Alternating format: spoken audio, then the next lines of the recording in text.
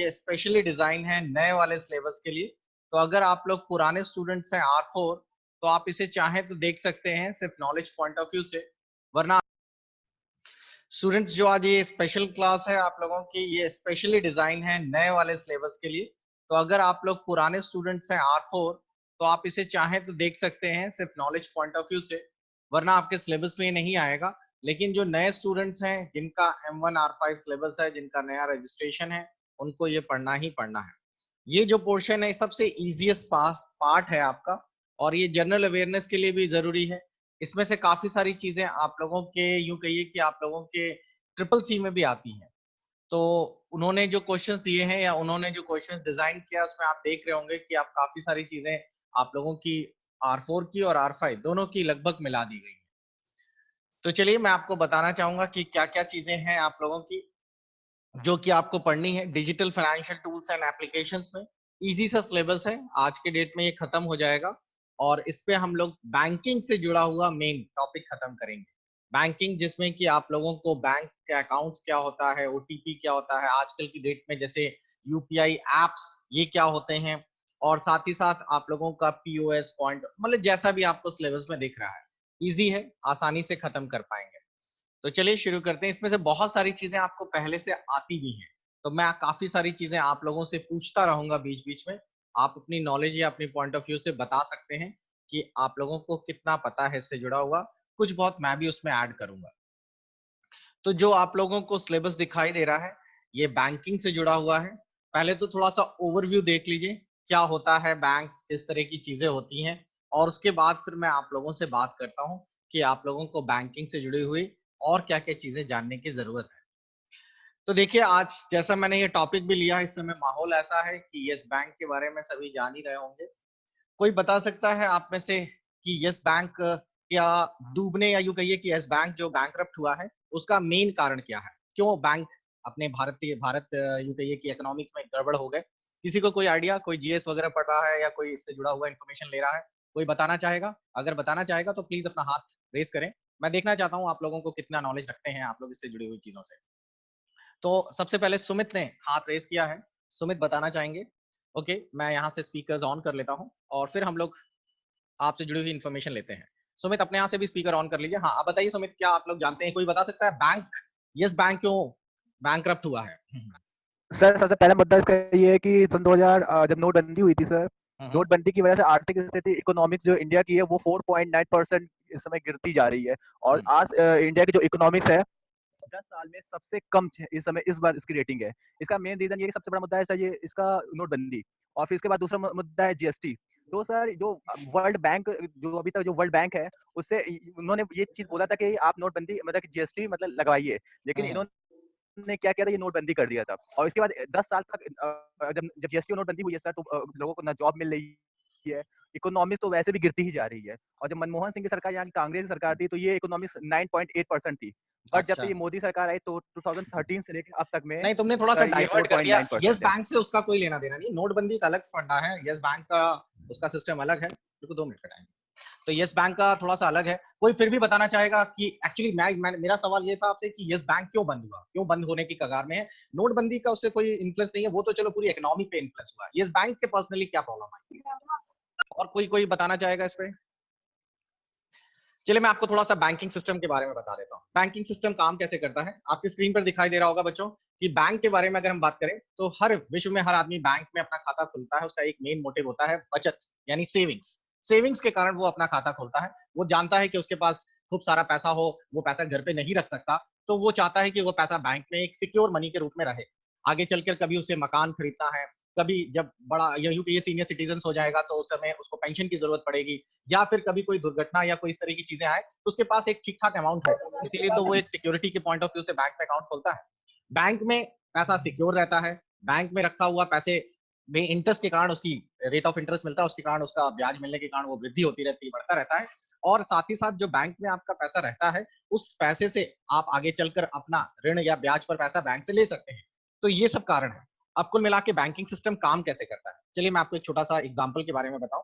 Banking system काम देखिए बहुत ही सिंपल तरीके से करता है, और मैंने काफी हद तक, क्योंकि मेरा जो बेस है वो इसी से जुड़ा हुआ है, इसका एक सही सा एक सिंपल सा तरीके से इस तरह समझ लीजिए। कि मान लीजिए कि आप अगर एक बैंक की बात करें, एक यस बैंक का एग्जांपल लें, ये है हमारा बैंक और ये है हमारा कंज्यूमर या रिटेलर या हम लोग, ठीक? कस्टमर मान लीजिए या रिटेलर मान लीजिए। तो इन्वेस्टर्स जो हैं यानी हम लोग बैंक में पैसा डिपॉजिट करते हैं, बैंक को पैसा जमा करते हैं किसी भी फॉर्म में, भले वो सेविंग के फॉर्म में हो, भले वो आप लोग एफडी कराते हो, कुछ भी। आप खाता खोलते हैं किसी भी बैंक में तो वो पैसा वहां जमा होता है। जब वो पैसा जमा होता है तो वो पैसा बैंक के पास इकट्ठा हो जाता है। बैंक उससे पैसे को आगे चलकर इंडस्ट्रियलिस्ट को या फिर यूं कहिए कि किसी भी आदमी को लोन चाहिए, वो लोन पर वो पैसा पहुंचाता है या देता है। जैसे फॉर एग्जांपल आपने बैंक में एक 10 लाख रुपए जमा कर दिए, बैंक आपको 10 लाख के बदले में 6% का रेट ऑफ इंटरेस्ट दे रहा है। किसी एक थर्ड आदमी ने एक कार खरीदनी चाहिए और वो चाहता है कि बैंक से लोन मिले एक कार का, तो कार लोन के लिए बैंक ने उस 10 लाख के लोन के लिए अप्लाई किया, बैंक ने 12% पे उसको कार लोन दे दिया। तो आप देख रहे हैं ना, आपसे पैसा उसने लिया 6% पे और वो 6% का पैसा जो है आपसे या तो कहिए आपका मनी या आपका पैसा लेकर आपको 6% का ब्याज दिया, फिर आप ही का पैसा जो है वो दूसरे आदमी को 12% पे दे दिया, यानी कि उसका 4% और 2 यानी 6% का उसका सेविंग हो गई। यही सबसे बड़ा बैंक के पास अपनी इनकम का सोर्स होता है, पैसा आपसे लेकर लोन के रूप में दूसरे को देना।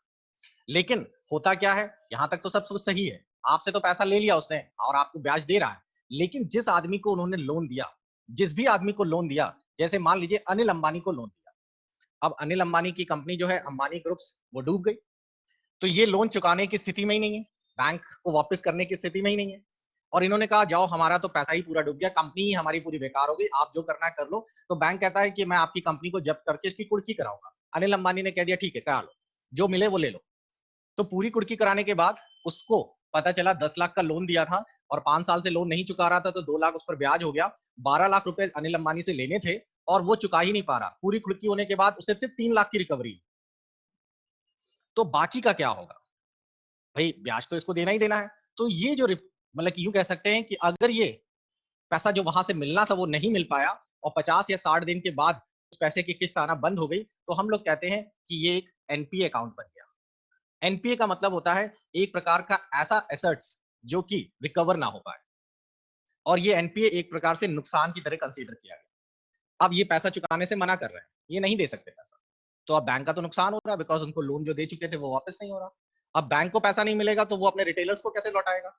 तो कुल मिलाकर थोड़े ही दिन बाद यस बैंक ने भी हाथ खड़े कर दिए। यस बैंक ने हाथ इसलिए खड़े कर दिए बिकॉज उसने इस तरह की 12-13 कंपनियों को लोन दिया, जिसमें डीएचएफएल भी है, किंग्स एंड कॉन्ग्स भी है और भी ऐसी है, और वो लगभग सभी कंपनियां बंद होने की कगार में।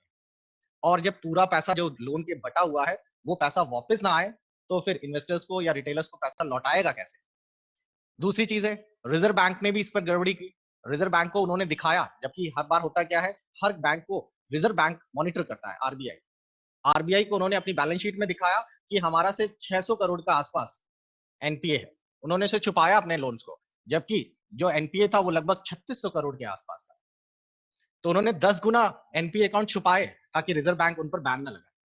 और वो जब आखिरी में करते कराते, और इसमें भी बहुत सारा जो आप लोगों का ओनर है जिन्होंने यस बैंक शुरू किया उनका भी घपलेबाजी। उनको पता था कि इन कंपनियों से पैसा नहीं मिलना है, या इन कंपनियों को जिनको लोन दे रहे हैं उनसे भी पैसा रिकवर नहीं हो पाएगा, उसके बावजूद उन्होंने लोन दिया, जो कि आज की डेट में कहा जा रहा है कि इन्होंने 600 करोड़ की घूस ले ली लोन देने के लिए, जिसके कारण अभी वो उनको जेल में अंदर कर दिया गया। ऐसे बहुत सारे कारण हैं जिसके कारण आप लोगों का यस बैंक इस समय बैंक की रेट में। खैर, तो आपको मेरा मेन मोटिव यस बैंक की हिस्ट्री नहीं समझाना था, मेरा मेन मोटिव था कि बैंक जो होते हैं वो काम कैसे करते हैं, तो मैं उसी पर बात कर रहा था। तो चलिए बैंक से जुड़ी हुई कुछ और बढ़िया चीजें जानें, ये आपकी आम जिंदगी में भी आपको काम आने वाली है। मुझे आप 5 मिनट का टाइम दीजिए, थोड़ा सा इंपॉर्टेंट पर्सन है, मैं फिर अभी आपसे बात करता हूँ। Okay students, let's start. तो हम लोग बात कर रहे थे बैंक के ऊपर। तो मैं आपको बताना चाह रहा था बैंकिंग किस तरह काम करती है। ये जो सिलेबस आप लोग देख रहे हैं बच्चों, ये सिलेबस आप लोगों के R5 के स्टूडेंट्स के लिए है, जो नए बच्चे हैं। और अगर आप लोगों ने लेट ज्वाइन किया है तो चलिए एक बार मैं फिर से थोड़ा सा बता देता हूँ। आप लोगों को ये सिलेबस पढ़ाया जा रहा है एक एक्स्ट्रा क्लास के रूप में। आप लोगों का पास जो नया सिलेबस आया है जिसमें कि रिवाइज सिलेबस 5 है, उसमें एक टॉपिक जोड़ा गया है बैंकिंग सिस्टम। हम लोग आज उसी टॉपिक पर डिस्कशन कर रहे हैं। ये है आपका टॉपिक। हम डिजिटल फाइनेंशियल सिस्टम पर बात करने जा रहे हैं। इसके अंतर्गत बैंकिंग और आप लोगों के UPI apps, debit card, credit card, wallet, ऐसी बहुत सारी चीजें आपको आज पढ़ने को मिलेंगी।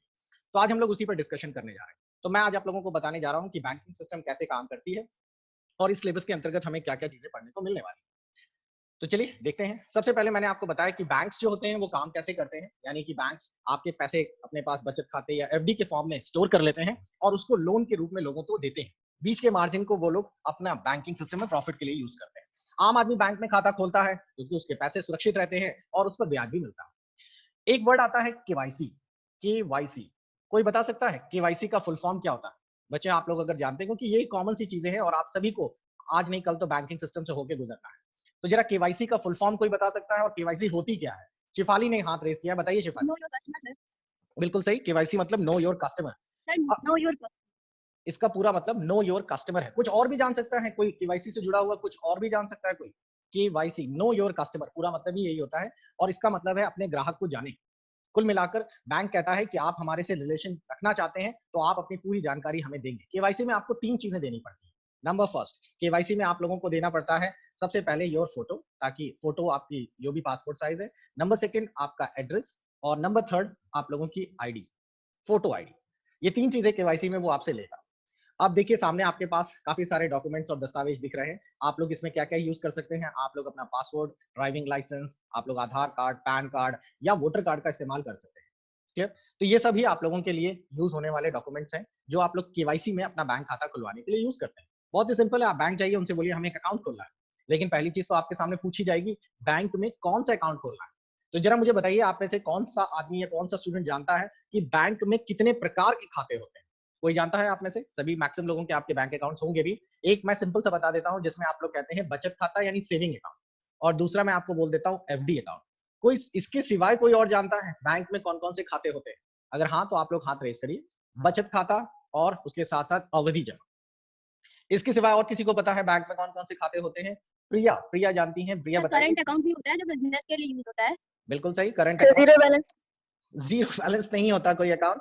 ज़ीरो बैलेंस अकाउंट का नाम नहीं है। ज़ीरो बैलेंस का मतलब तो होता है कि आपका खाता, जैसे कि आप लोग अपना बैंक में अकाउंट खोलने जाते हैं, तो आपसे बोलते हैं कि भई अकाउंट में ₹1000 से आपका खाता खुल जाएगा, ठीक? लेकिन कुछ बैंक वाले कहते हैं कि ठीक है, आप सेविंग अकाउंट खुलवा लीजिए। जैसे एसबीआई ने आज ही न्यूज़ दी है कि आप अपने खाते को मेंटेन करने के लिए ज़रूरी नहीं कि आप कुछ बैलेंस रखें। सेविंग अकाउंट को आप बिना पैसे के भी अपना रख सकते हैं, यानी कि उसमें अगर कोई ज़ीरो होगा, पैसा नहीं भी होगा, तो भी अकाउंट काम करेगा। तो उस केस में वो ज़ीरो बैलेंस बन जाता है, लेकिन वो एक खाता नहीं, खाते का प्रकार नहीं हुआ। राम वर्मा बताइए। Joint account. नहीं, जॉइंट अकाउंट भी कोई टाइप का नहीं होता, उसका मतलब भी बता सर देता हूँ। सावधि जमा बैंक खाता हिंदी में। अच्छा, इंग्लिश में क्या होता है? इंग्लिश में नहीं पता सर। इंग्लिश में कहते हैं RD account, recurring deposit. Sir okay, और सही कोई? बताया ना सर हम? बिल्कुल करेक्ट है जी। चालू खाता। चालू खाता तो करंट अकाउंट हो गया। एजे बताए, AJ. Sir, account, FD account, OD account, current account, saving account. अच्छा चलिए इसमें एक और जोड़ देते हैं, ओडी अकाउंट। ओके, इनके सिवाय किसी को कुछ और पता है? सेविंग अकाउंट का मतलब तो भाई बचत खाता। आपको पता होना चाहिए बचत खाता कोई भी आदमी खोल सकता है। 2 लोग मिलके खोलेंगे तो वो बन जाएगा ज्वाइंट। जैसे आपने अपना भी खोल लिया, जैसे मिस्टर राम है और उनकी वाइफ भी है, mister Ram and Mrs Shyama. तो इन लोगों ने अपना ज्वाइंट अकाउंट खोल लिया, यानी कि उस खाते को राम भी चला सकते हैं और श्याम भी चला सकते हैं, श्यामा भी चला सकती है, तो वो ज्वाइंट हो गया, लेकिन है तो वो बचत खाता है। एफडी अवधि जमा, जिसमें आप 10,000 रुपए, 50,000 रुपए जितने चाहे उतने जमा कर दीजिए और साथ ही साथ आप लोग उसकी एफडी 1 साल, 1.5 साल, 2 साल के लिए कर दिए। उसके बाद तीसरा है करंट अकाउंट। करंट अकाउंट में बिजनेसमैन के लिए, जिसमें कि आप लोग दिन में जितने चाहे उतने ट्रांजेक्शन कर सकते हैं। अच्छा, कोई बता सकता है कि करंट अकाउंट और सेविंग अकाउंट में अंतर क्या होता है? करंट अकाउंट और सेविंग अकाउंट में अंतर क्या है? किसी को कोई idea? Current account and saving account में अंतर क्या है? ओके, संदीप कुमार केसरी बोलना चाहते हैं। संदीप बताइए। Sir current account business purpose से किया जाता है और सेविंग अकाउंट तो सर नॉर्मल कोई भी रख सकता है। जैसे कि सेविंग अकाउंट में सर दिन में नियम तो सर एक बार ही यूज, सॉरी 7 दिन में सर एक बार ही करना है, लेकिन करंट अकाउंट में जितना बार चाहे उतना बार ट्रांजेक्शन कर सकते हैं। बिल्कुल सही है। एक मेजर डिफरेंस है कि करंट अकाउंट बिजनेस पर्पस के लिए यूज होता है, करंट अकाउंट फर्म के नाम से खुलता है। जैसे किसी का मान लीजिए कि कोई कंपनी है, वो अपने कंपनी का अकाउंट खोलना चाहता है, तो वो करंट अकाउंट के नाम से खोलेगा। उसका एक फायदा ये रहता है, वो जितनी बार चाहे उतनी बार दिन में ट्रांजेक्शन कर सकता है, उसकी लिमिट नहीं है। आप 10 बार चेक लगाना चाहें, 10 बार चेक काटना चाहें, काट दीजिए। सेविंग में ऐसा नहीं होता। सेविंग में आप 24 घंटे के बाद, अगर आप लोग एक एंट्री करने के बाद 24 घंटे वेट करना है। जैसे आपने अगर पैसे मान लीजिए 50,000 रुपए निकाल लिए और अगर आप फिर से पहुंच जाएंगे चेक लेके, तो वो बोलेगा ना आज की एंट्री पूरी हो गई, अब आपको कल पैसे निकाल के दिए जाएंगे। यानी कि आप लोग दिन में एक ही ट्रांजेक्शन कर सकते हैं। ये एक सबसे बड़ा डिफरेंस है। दूसरा, सेविंग अकाउंट में आपको ब्याज भी मिलता है। आज की डेट में सेविंग अकाउंट पे 3.5% के आसपास ब्याज है सालाना। जबकि करंट अकाउंट पे कोई ब्याज नहीं मिलता, करंट अकाउंट में ऊपर से आपको बैंक चार्जेस देने पड़ते हैं, ठीक। और इसके साथ साथ कुछ और भी हैं, कई सारे, उनके बारे में भी चलिए मैं पूरा डिटेल में बता दूं, क्योंकि अब बैंकिंग सिस्टम की तो केवाईसी सबको समझ आ गया कि खाता खुलवाना है तो आपको अपनी पूरी जानकारी फॉर्म में भर के देनी होगी, तो वो केवाईसी है। आपके सामने स्क्रीन पर कई सारे टाइप ऑफ अकाउंट्स खुले हुए हैं। बचत खाता, जिसके बारे में हम लोग बात कर रहे थे, जिसे आप सेविंग अकाउंट कहते हैं। आज के डेट में सेविंग अकाउंट्स में आपको passbook, chequebook, ATM, debit card, ये सब चीजें मिलती हैं, तो आप लोग इसका यूज कर सकते हैं। और इसके लिए आजकल बहुत सारे अलग अलग स्कीमें भी चलती हैं। आपको बता दें, सेविंग में बहुत सारे लोग शायद नहीं जानते हो, एक और चलता है बैंक में जिसको हम कहते हैं सेविंग प्लस। ये सेविंग अकाउंट से ज्यादा अच्छा होता है। इसके बारे में समझ लीजिए क्या है। जैसे आप नॉर्मल बैंक में खाता खोलते हैं, मान लीजिए आप बैंक ऑफ बड़ौदा गए और बैंक ऑफ बड़ौदा में आपने कहा कि हमारा एक सेविंग अकाउंट खोल दीजिए। उन्होंने आपका सेविंग अकाउंट खोल दिया और आपने उसमें 20,000 या 30,000 रुपए जमा कर दिए। आपको बैंक इस 20,000 रुपए पर ब्याज देता है 3.5% का। आप जब चाहें तब निकाल सकते हैं, जब चाहें तब जमा कर सकते हैं। लेकिन अगर आपका पैसा ज्यादा होगा तो भी आपको 3.5% का ही ब्याज मिलता है। यही तो है सेविंग अकाउंट।